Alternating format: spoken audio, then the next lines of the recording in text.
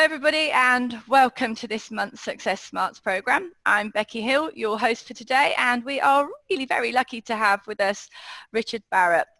Richard is a founder and chairman of Barrett Values Centre. He's the inventor of the 7 levels of consciousness, a fellow of the World Business Academy, former values coordinator at the World Bank. As creator of the cultural transformation tools, he's responsible for the support of more than 6,000 organisations on their transformational journeys in over 94 countries to date, with more than 5,000 change agents, consultants and coaches, which have been trained by the Barrett Values Centre to use their cultural transformation tools. Richard's also an adjunct professor at Royal Road University Institute for Values-Based Leadership in Canada, a visiting lecturer at One Planet MBA at Exeter University in the UK, and consulting and coaching for Change Leadership course, which is run jointly by the HEC Executive Education in Paris, France, and the Saïd Business School, University of Oxford, UK. Richard's recognised thought leader of human values and consciousness in business and society, a world speaker and writer, authoring many, many books on human consciousness, leadership, organisational transformation and culture change, including the book that we're going to sort of review today, which is The Values-Driven Organisation, with the subtitle that I really like called Unleashing Human Potential for Performance and Profit. Welcome, Richard. I am really excited to have you on our call today, and thank you so much for giving some of your time to be with us. Yeah, very welcome. It's fantastic. I'm so lucky to get you because I understand you're over in Italy at the moment. Correct. Enjoying the sunshine and getting some inspiration for another book. Correct. Fantastic. Now, look, when I was a leader in the corporate world, I sort of remember attending a whole load of leadership training courses, and none of them really addressed human matters. No. And how to really bring out the best in your people. I remember used to do traditional business profiling, but it never sort of expanded upon that individual at that moment in time on their own development journey. So much of it was like really generic management systems and processes training, which were never really addressing the bigger challenge of how to manage the unpredictability of people. And what stands out for me, and what stood out for me at that time, was there seemed to be this belief that people skills and people development can't be measured against organisational performances. This is something that I believe is still a belief out in the universe of organisations. Now, I never really believed in that. I never bought into that. And my mission was to find some tools that could measure the development of emotional social competencies. So when I discovered your book, The Values-Driven Organisation, with this title, Unleashing Human Potential for Performance and Profit, it really resonated with me, and I felt compelled, totally compelled, to read it and experience the tools, which has sort of set me off onto my own journey of certification with Barrett Values. So Richard, what I'd really like to begin with is a little history as to your journey in creating the Barrett Values Centre and the cultural transformation tools. You know, what really triggered your interest and subsequent development? Well, that's a big question, but how shall I put it? It's very easy to answer in a sense, because looking back and say it's my soul's purpose. I'm going back to 1990, so 27 years, when I suddenly realized that I was totally bored with my career. I was a transportation engineer. I was working at the World Bank, traveling the world, helping governments put together urban transport plans. I'd never been bored in my life, and all of a sudden I was like, oh my gosh, this is so boring. And then I looked back and I said, well, what have I been thinking and reading about all my life? And it was obvious. I'd been thinking and reading about psychology, Eastern mysticism, you name it. I'd read it on the spiritual side, and I realized that, you know, when I was 17, I thought I heard my soul say transportation. Actually, it said transformation, and I you know, I'm somehow I realized I had been a little deaf. Anyhow, having said that, that's not true, because everything I'd learned up to that point in my life, I was 45 at the time, I realized was would serve me in the future. Anyhow, I began to realize that I was more interested in values, spirituality. I formed the World Bank Spiritual Unfoldment Society in 1992. I shifted jobs. I became assistant to one of the vice presidents for environmentally sustainable development. And I, after about 3 or 4 years, I got an assignment in the World Bank to look at values, and I did that for 2 years. And in the meantime, I was writing a book on personal development called A Guide to Liberating Your Soul. As I was halfway through that around 1992, I knew I had other books to write. The next one would be on organizational transformation. And so I went straight on to write that book, still working at the World Bank. And it was called Liberating the Corporate Soul. It was a predecessor to the book that you've just mentioned. And that book actually was my passport out of the World Bank, because I invented a way of measuring consciousness of groups by mapping values to a model called the 7 Levels of Consciousness model, which was a model that I created standing on the shoulders of Abraham Maslow. I extended Maslow's model and changed it. And so the big insight that I had was that any value you care to name can be allocated to a level of consciousness. So if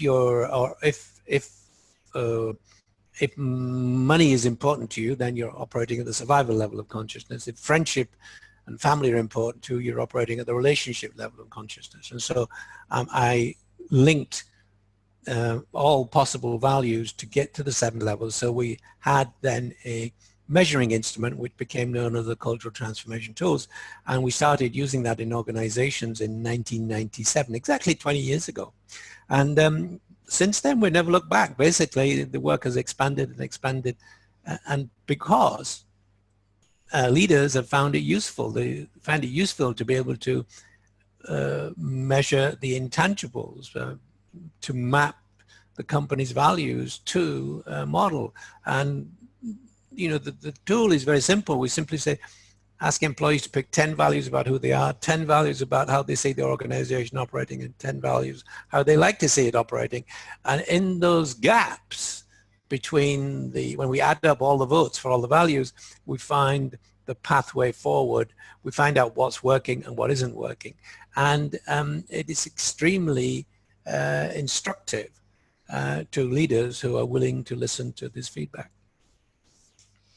Yeah, so it's like doing a gap analysis, isn't it, really, on Right. what people feel. I think sometimes we get a bit caught up in the tangible. As you said, there's different measures that we can measure, and I think a lot of the time we are getting caught up in measuring results in terms of the numbers, and not seeing that there's also a measurement of processes, a measurement of development. Yes, let me put it this way. What we normally measure are outputs and outcomes. So an output would be efficiency, productivity, an outcome would be, and that's generally what we focus on in organizations. But we're not measuring the causal indicators. So if you're only measuring outputs and outcomes, it's like driving a car and on the dashboard in front of you is a rear view mirror, and that's all you've got, because outputs and outcomes are all about what happened in the past. And now if you focus on the causal indicators, you can see what's happening in the present, which are creating these outputs and outcomes. So the causal indicators are actually the outputs from the cultural transformation tools. And those are, you know, the number of values, matching values between current culture and desired culture, number of matching values between personal values and current culture, and something we call cultural entropy. It's the degree of dysfunction in the organization or in the group, human group structure. And that is a very, very important number.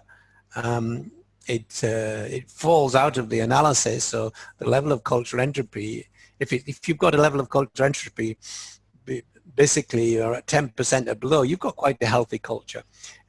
Above that, you'd start to have leadership problems. And if you're in the range, above 40% cultural entropy, it means there's a hell of a lot of energy going into unproductive activities. I remember, way back in 2008, we've been mapping the values of organizations for some time, but in 2008, in August, we mapped the values of Iceland, the country. And there was a huge level of cultural entropy, about 52%, which was, I was really shocked at, because Iceland is the most democratic country on the planet.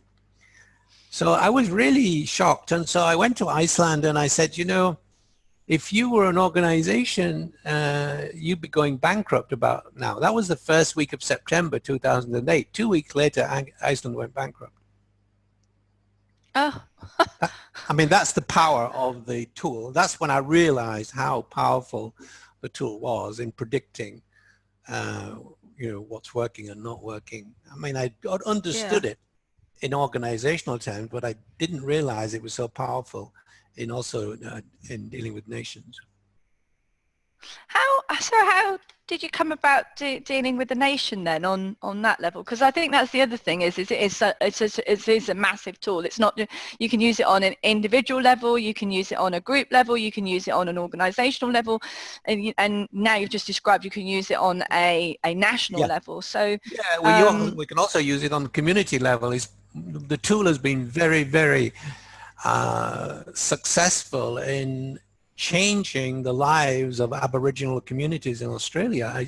Amazing. I mean, for decades and decades, they lost hope, and we went in and used the tools in one of the Aboriginal communities in northern Queensland, and it's absolutely turned around the whole community. And so, yes, and so we've mapped the values of 27 nations now, and whereas we know how to bring about cultural transformation in organizations, we're still learning by doing in terms of nations. We have a group of people who have been doing this work, and we've had 6 meetings over 7 or 8 years, and we're all learning from each other about how to bring about a values-driven nations. If you look up the UK Values Alliance, the website, you'll find that they are also, they use the results of the UK Values as a Service assessment we did in 2012 to try to build a values-driven society in the United Kingdom. At the present time, I'm actually working on a new book, 2 new books, but one of those books will be about my latest research, where I've researched the levels of consciousness of 170 different nations. And I've ranked them in terms of levels of consciousness. So I can tell you which nations are operating at the highest levels of consciousness, and which, well, let me put it this way, which nations are operating at the highest and most full spectrum levels of consciousness, and which nations are not. Not surprisingly, the group at the top of the consciousness ladder in terms of are the Scandinavians, and including Switzerland. The countries at the bottom are, not surprisingly, North Korea and Afghanistan. And I built this model to measure the consciousness of nations by taking the 7 levels of consciousness model and finding global indicators, 2 or 3 for each level, then using those global indicators, normalizing the data, adding all the data up, and then coming out with the result. This is something new that's never been done before, to have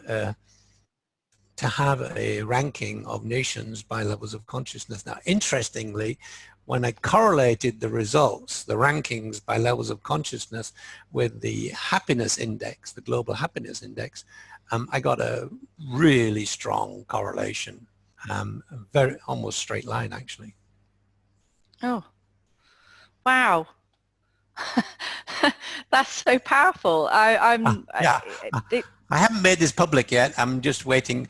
The reason I've not made it public is we're about to announce a new development at Barrett Value Center, which is the Academy for the Advancement of Human Values. And I know you didn't know about that, but anyhow, I know that's something you'd be interested in. So we're just about to Mm. launch the Academy for Advancement of Human Values, and in the initial launch, we'll be presenting the results of this research that I've done on the consciousness of nations. Mm. I look forward to that.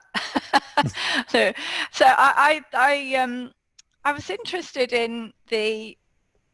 It's interesting when you look back at history, and I think, you know, it's always the thing is you know, that balance between past, present, and future. Mm-hmm. You know, we can learn a lot from the past, but we can also get stuck in the past, which then prevents us from like moving forward. I'm interested. Consciousness is something that obviously is, and you're leading this, but consciousness is something that comes gradually as you get presented with the opportunities and choices to either face the learning or not. In terms of our society, if you like, what do you think, and organisations, what is different between organisations from 40 years ago and those of today? You know, how are we moving quickly, slowly? Okay, so your question is huge, actually, and so Oh. I will try to see. I instantly go to the big picture when everybody asks me a question, and so if you understand the big picture, then you can see how things fit together.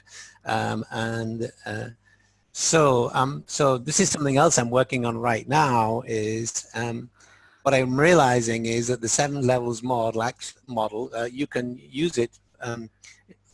So we can use it in different ways. So individuals grow in stages of development, and they follow the 7 stages of psychological development. Individuals operate at levels of consciousness. So you can be at any stage of development. Let's say you're in your 40s and you lose your job and you lose your savings. Well, you'll drop down to the survival level of consciousness, but you'll still stay at the self-actualizing stage of development, which is the 5th stage in the 40s. So we are growing stages, we operate at levels, and we live inside worldviews.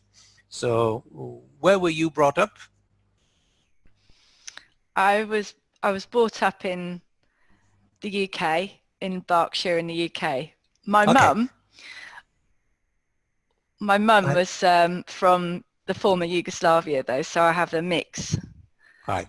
Anyhow, but basically the culture you're brought up in will be the worldview that you adopt as you go through your teenage years and into your 20s.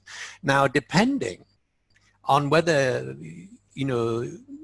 that worldview that you were living in met your needs or not, you will either adopt that worldview of your parents, or you will seek out a different worldview, maybe a higher worldview, or a deeper sense of the worldview you're operating in, or even a lower worldview.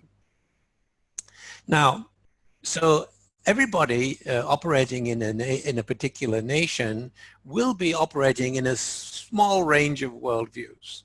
Now, what happened in Brexit, for example, was there are 2 dominant worldviews in the UK, and actually the same thing in the USA. One of those worldviews was more advanced than the other, and that's the worldview of world awareness. And the lower order worldview is national awareness. And the people living in national awareness are a little more closed and not the more separation in their lives. And the people in world awareness are more open and actually probably more well educated and have taken advantage of opportunities to grow in wealth, whereas the people at national awareness probably didn't get those advantages, probably didn't get a higher education, probably didn't get the possibility of increasing their wealth at the same rate as those operating in world awareness. And so the people in world awareness wanted to remain in the EU, and the people in national awareness wanted to leave the EU, and that's what it was all about. And it's the same in the USA.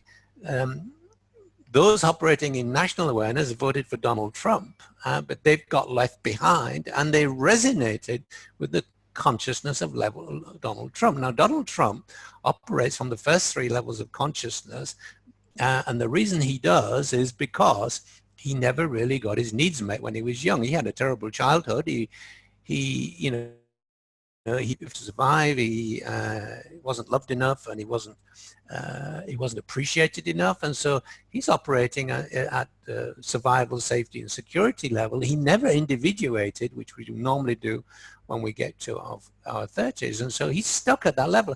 And there's a lot of people in America who are stuck at that level, and they resonate with Donald Trump, and their needs were not being met. And here was somebody speaking their language, and they said, yeah, I'm going to vote for him, and they still love him, those people. Whereas the people who are operating from world awareness are going, who the hell's this racist guy who's, who doesn't like people from different religions, etc. Because world awareness accepts that, whereas national awareness doesn't. And we have the same problem in the UK. And so now I'm going to get back to your question.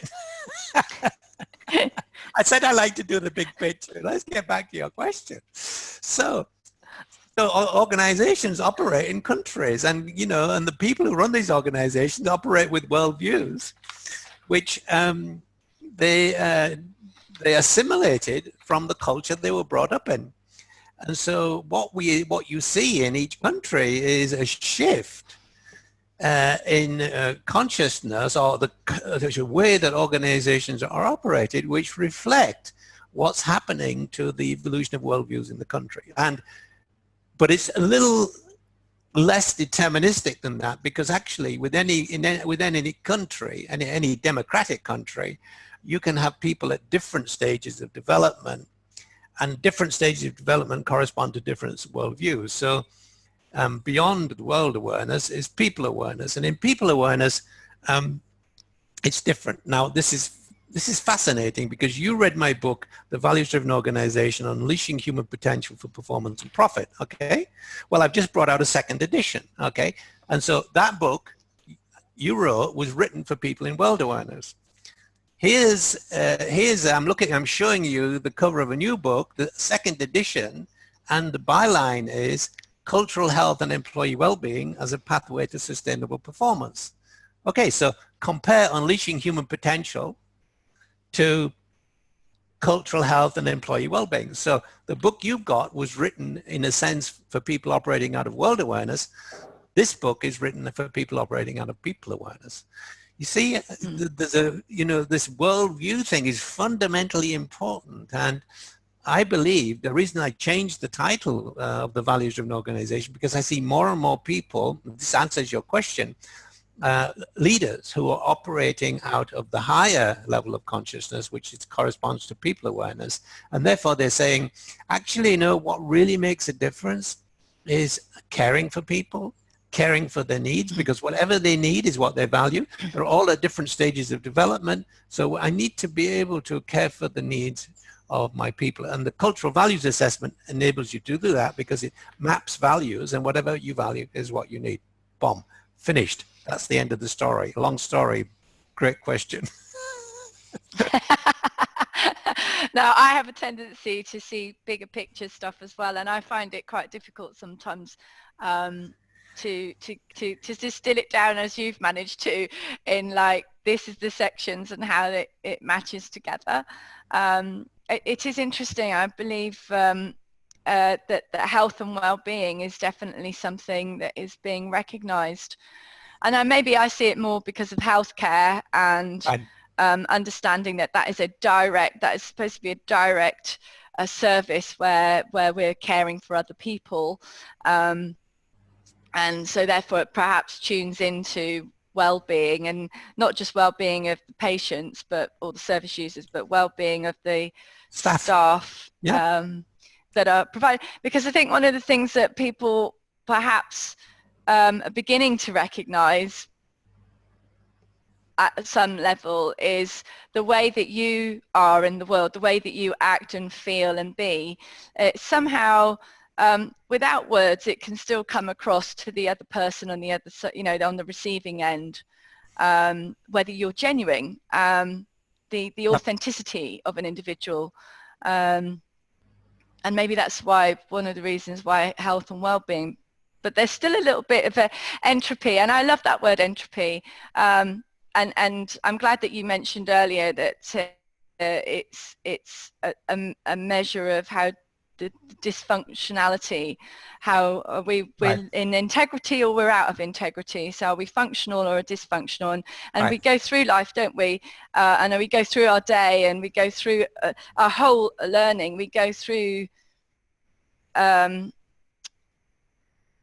sometimes we're very in tune and sometimes we're not. We go in and out. And I think sometimes we're always looking for this miracle answer, this quick solution. And it's never that quick, is it? It's a No, process, and it's a process of learning. it really helps to understand the verticality of life. Now, what do I mean by the verticality? We tend to think we live in some of flatland, but we don't. Everybody grows and develops in stages. That's what I mean by verticality. And okay, so I'm guessing, I don't know, but let's say you might be in your 40s, I don't know, and you don't have to answer that question. But if you were in your No, I'm older 40s, than that. okay. But I love Well, you for thinking I'm in my 40s. okay, well look, so if you're in your 40s, you're at the fifth stage of development, which is all about self-actualization. And self-actualization is about finding meaning and purpose in life. In other words, connecting to your soul's self-expression. And if you're able to do that, then you'll be successful at that stage. And as you move into your 50s, you'll be at the integrating stage, which is all about connecting with other people to make a difference. Now, if you can't connect with other people, you can't make a difference. And so it's fundamentally important in your 50s to master, to use the skills you learn during the second stage of development, which is from 2 to 8, which is the relationship level of consciousness. I call it conforming stage of development. So when you get to your 50s, women have a big advantage over men, because men, as young boys at that early stage of development, were told not to show their feelings and not to cry, etc., etc. And so by the time they get to the 50s, they're not really good at relationship building, and therefore find it difficult to master the integrating stage of development, which is all about connecting with other people to make a difference. Now, there is, in my book, A New Psychology of Human Wellbeing, I make a link between failure to master a stage of development and physical disease. So men in their 50s often contract prostate cancer because of this link of not being able to make the connection to other people so they can make a difference. Now, women, on the other hand, suffer at the previous stage, the self-actualizing stage, because that's all about self-expression. And women in their 40s, not all women, but most women have children they have to care for, a husband who demands their time, and probably aged parents. And so they have, if they're brought up to sacrifice themselves for other people, in their 40s, they find it really difficult to self-express. And the result of that is breast cancer or thyroid problems. It's in this chakra area around the fifth chakra, basically. And so our mental health and our physical health is intimately linked to our ability to manage the different stages of development. In my book, A New Psychology, I link the leading causes of death to the different stages of development and one's failure or success in managing those stages of development. I've come across a number of, it's funny actually, because there was a time in my life when I had a lot of illness. The irritating colds that keep coming along, and then you move from one thing to another. And I got to a point at that stage where I've been going to the doctors a lot, and then I decided that's enough. There's too many. There's not, whatever it is not going away. And I tried an alternative. I went to acupuncture. I tried alternative healing, and I went to Chinese medicine. And I then became an absolute advocate of an alternative way of being, because what I recognized was my mind then became quieter. It was so busy. It was so constantly like talking, and because the first step was to have acupuncture, I couldn't move. I remember not being able to move because I had all these needles in me, dealing with the meridians and the energy. So you've mentioned a couple of things. You've mentioned the soul and you've mentioned chakras. And these are things that are generally something that a number of left brain, very logical thinking people put a little bit of a barrier up to. So I'd just like to expand on the definition of the soul from your perspective, and the alternatives that are out there with regards to how we balance health and well-being, how we bring that into our daily lives. So you went to alternative medicine, which recognizes that the human body actually is an energy field. And so, you know, I often ask people, do you have a soul or are you a soul? Most people say, I have a soul and I am a soul. They're really confused. Well, the truth is you are a soul with a body. You're not a body with a soul. And so your primary identity is actually soul identity. The more that this is hugely life-changing when you come to this recognition, because you begin to realize that, you know, the ego aspect of you, if you can surrender that to the soul aspect of you, you will then be living a life of health and vitality and fulfillment. Now, so what is the soul? The soul is an individuated aspect of the universal energy field. Everything's energy, everything. I mean, Einstein knew that. I mean, all our leading physicists know the world is just basically energy. And you are an individuated aspect of that universal energy field, and we call that a soul. And so that's who you are. And if that energy field is operating from soul consciousness and from the consciousness of love, it will be healthy and well. As soon as you allow fear to come into your energy field, it's a lower vibrational frequency, and that fear then creates instability in the energy field. And that instability in the energy field either shows up, first of all, as mental dysfunction, and then stress, if you like, and then as more severe neurosis, and then it shows up as physical dysfunction in the body. So the instability works its way through the energy field, first into the mental world and then into the physical world. So that's who you are. You're a soul having this human experience. And now, around the age of 2, you were born, you were conceived, and for the first 3 months you were in the womb, you were living in soul consciousness, and then the reptilian mind brain formed, and the reptilian mind brain, we call it the body mind, you know, took charge of keeping the body alive, and the soul became the subconscious, if you like, of the body mind. Around the age of 2, the baby now has been out in this external world, but only gradually recognizes that it's no longer a soul. It's living in this world of oneness and connectedness, and gradually it begins to dawn that it's actually in a body, and the pain of the separation causes the soul to create the ego, and the ego begins to form around the age of 2 and gradually becomes more and more dominant. And also around the age of 2, the limbic mind brain becomes dominant, takes over from the reptilian mind brain as the interface between us and the external world.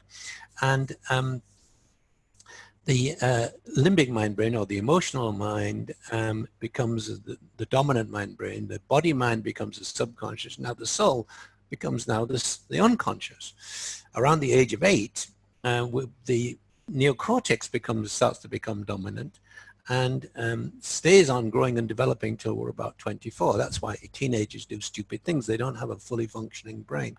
Anyhow, when the neocortex becomes dominant, it becomes the interface between us and the external world. The emotional mind becomes the subconscious, the body mind becomes the unconscious, and now the soul is way, way down in the super unconscious. And now we've lost touch with our soul, basically. Now, the degree to which you were able to get your needs met during those first three stages, survival, conforming, and differentiating, means there is a degree to which fears develop. Now, if you have subconscious fears from that point on, unless you release those fears, they will stay with you. And so the next stage, which is from 24 onwards up to about late 30s, is the individuating stage, where you begin to let go of your fears and to understand that you are not the beliefs and the values of the culture that you were brought up in. You have your own beliefs and values. And so that's the individuating stage. Now, the degree to which you can master your fears will either keep you locked in these lower levels of consciousness, or it will allow you to expand and grow into higher stages of development, higher levels of consciousness. And so fundamentally, now you mentioned this really at the very beginning, fundamentally leadership development, there are two aspects to it. There's what I call the soft skills and the hard skills. Now, the hard skills are all the things that learn about strategy, etc., etc., etc. The soft skills are all the things you learn about your psychology. And fundamentally, the soft skills, the so-called soft skills, is actually all it's about is mastering these stages of development. So if you're in a particular business, you will have different hard skills to learn in order to be for leadership development. But no matter what business you're in, no matter who you are, the soft skills is always the same. It's the stages of psychological development. And basically leadership is simply about learning how to move through the stages of development so you become a fully functioning soul living in a body and being fully aware of who you are and using your soul consciousness to create and manifest everything that the soul wants in your life. So basically at these last stages of development, it's about recognizing that you need to surrender to your soul and to live the life of the soul and to source your life from the inspiration of the soul and listen to the promptings of the soul and follow those promptings. And gradually you learn to let go of the voice of the ego and you can hear the voice of the soul. And from that point onwards, your life becomes, let me put it, easy, fulfilling. You have a fantastic sense of well-being because you're living the life that your soul intended, and the soul desires, and the soul came to live. To the degree you're living in ego and fear, you're blocking that, and that's where mental dysfunction and physical dysfunction come in. Wow. So you know, so that, so on this, so you know, you said it's about your soul talking to you. It is another parallel to that, another descriptor of it, because I think one of the things is that sometimes we don't realize the power of the words that we utilize because they have so many different, they really have so many different meanings. But so I would say intuition.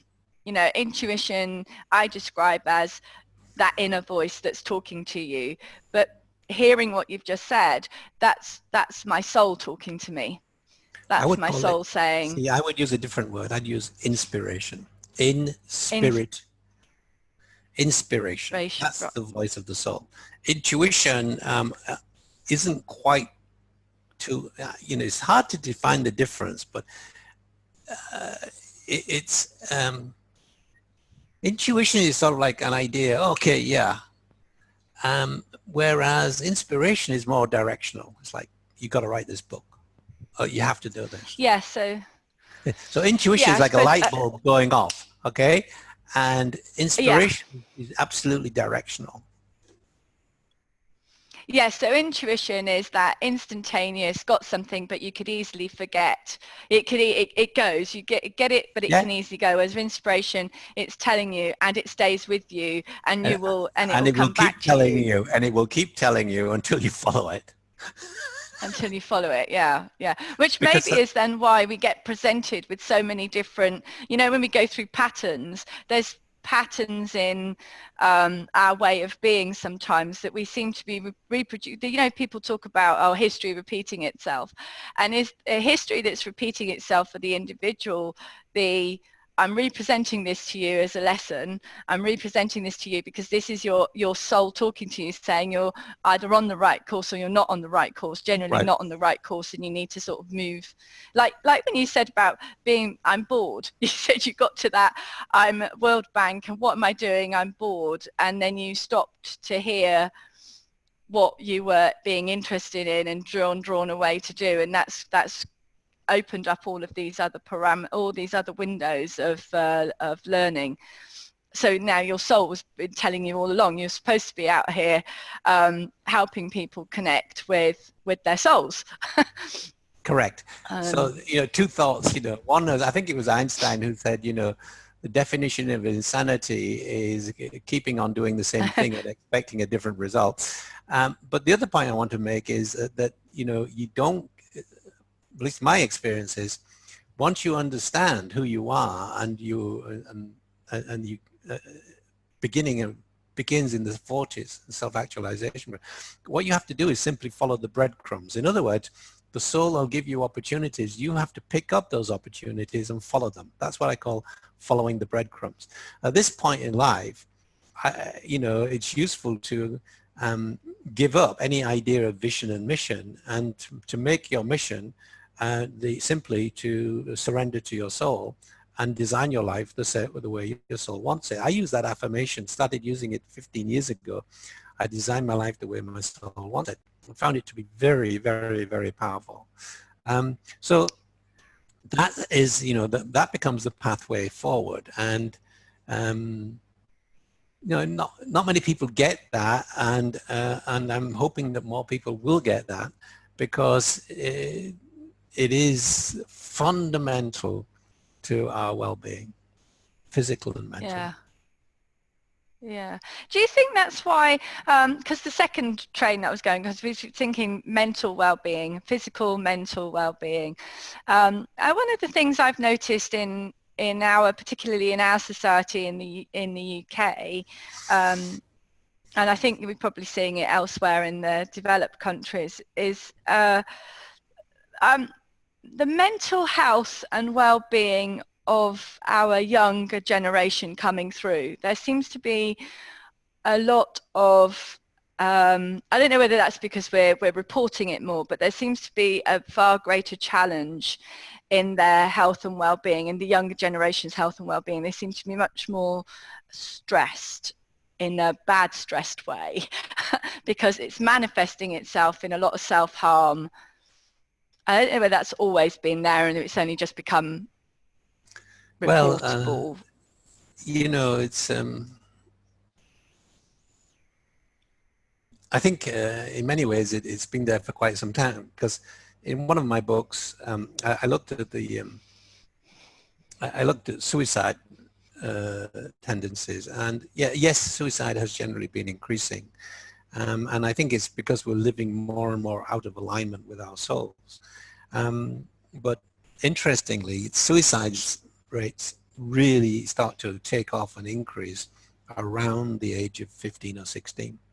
And so at that stage, we're living in the differentiating stage of development, and what we're looking for is recognition from our parents and our peers, so we can have a healthy sense of self-esteem. And when you don't get that, that can lead to depression, which in the end can lead to suicide. Now, so what is depression? For me, I define the depression as the sadness of the soul, in the sense that it's the soul's desires for you in this lifetime are not being met. You're not being able to master that stage of development which would allow your soul at a later stage to thrive.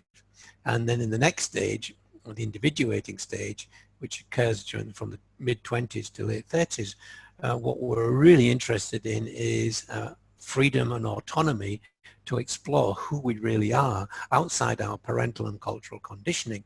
And to the extent that we can do that, we'll lead healthy lives. Now, it's very interesting. I looked at the suicide data for the United Kingdom. And the greatest risk of suicide in Wales is amongst young women in the individuating stage in their late 20s. Why is that? Because in Wales, they don't have job opportunities. They're still staying at home. They can't find the freedom and autonomy they need at that stage of development and so they, they maybe go down to the pub, they drink, they lose hope, and they become sad and depressed, and finally they commit suicide. And that's the same at each stage of development. If you are not able to meet the needs of a particular stage of development, the sadness will be followed by hopelessness and then suicide. And it's all to do with the stages of development. I fully account for that in my book, A New Psychology of Human Wellbeing. I explore that in quite some depth.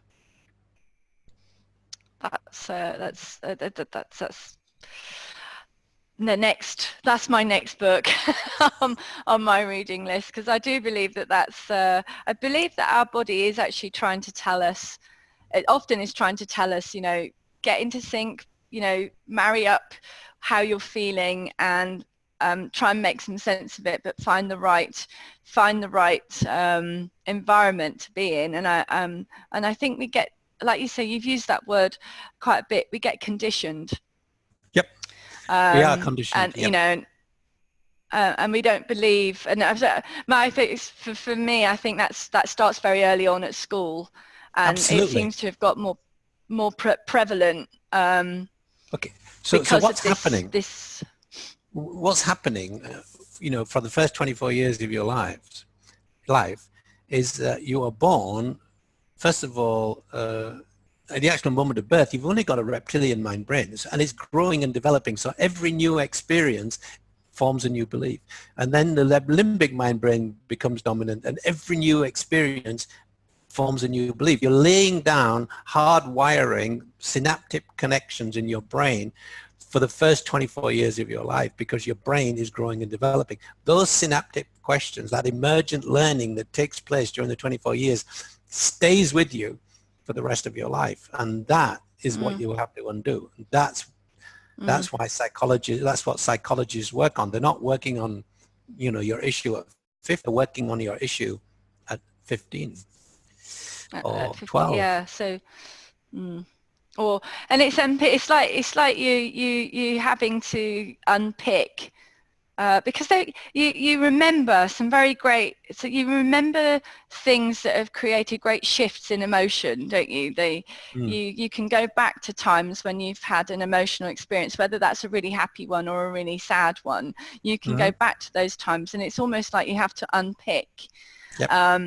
And go back to it. And I think maybe, when you said about in your book, the values-driven organization, but you were talking about current leadership and past leadership, and how the culture impacts on the whole environment. And you have to sort of get to that understanding. If you've got some issues, you have to really look at the whole environment and then look back at yourself if you're the leader of that environment. Yeah. So what I say in the book is that the culture of an organization is a reflection of the consciousness of the current leaders, plus the consciousness or the legacy of past leaders, as their values have been laid down in the systems, policies, and procedures and incentives. So if you want to change the culture of your organization, you have to change your leaders, or your leaders have to change, and you have to revisit all the systems, policies, and procedures and incentives in order to align them with the sort of culture you want. Yeah. And that really does mean that you have to do the work on yourself, doesn't it? Yeah, as a leader. Recognize that transformation is in the people, not actually in the organization. Transform the people, you transform the organization, don't you? Yeah, organizations don't transform, people do. So what that means is basically the culture is a reflection of leadership consciousness. And so where does cultural entropy come from? Well, cultural entropy is simply a reflection of the personal entropy of the leaders. And we can measure that too. We can measure culture, we can measure personal entropy. So the leaders with the highest personal entropy will be running business units with the highest levels of cultural entropy, because and where does that entropy come from? That personal entropy, it comes from your early childhood beliefs. I don't have enough. I'm not loved enough, and I'm not enough. From the survival, safety, and security stages of your development.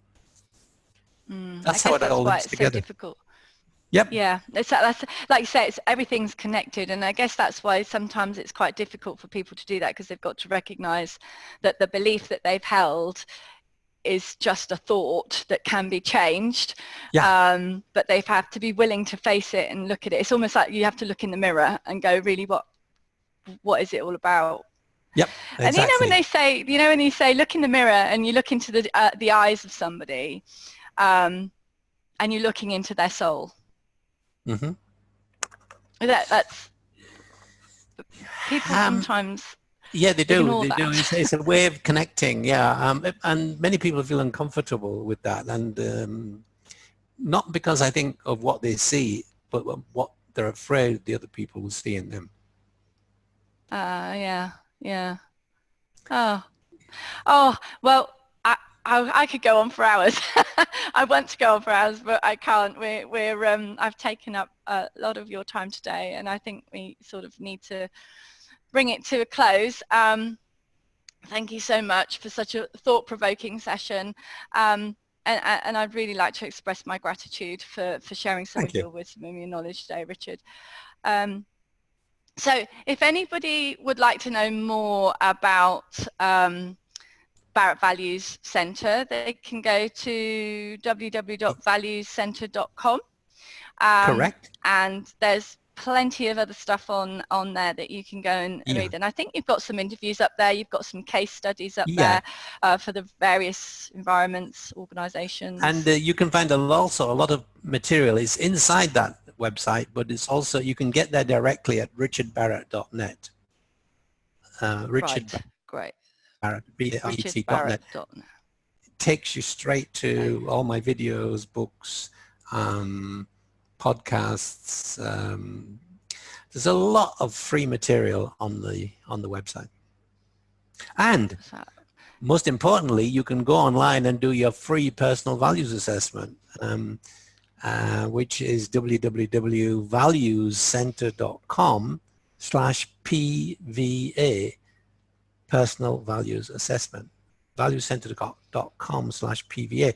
And it takes about 4 or 5 minutes, and you do the survey, and then it feeds you back your top 10 values by levels of consciousness, and with some feedback, and also some exercise. I recommend everybody do that. I've done that. I did that, and it was really interesting. And what was really also very interesting, it's very accurate. And what's also interesting is to recognize it does show you the development versus your consciousness level, because things do change as you go through your life, don't they? Right. And I recognized it when I saw that. It was really my PBA. I saw. It made total sense to me, and I saw, okay, that's where I'm at right at the moment. So I fully recommend that. That's www.valuescentre.com/PVA. Yeah. Interestingly, and for yours, sorry, Richard, and for yours it's richardbarrett.net. richardbarrett.net. Yeah.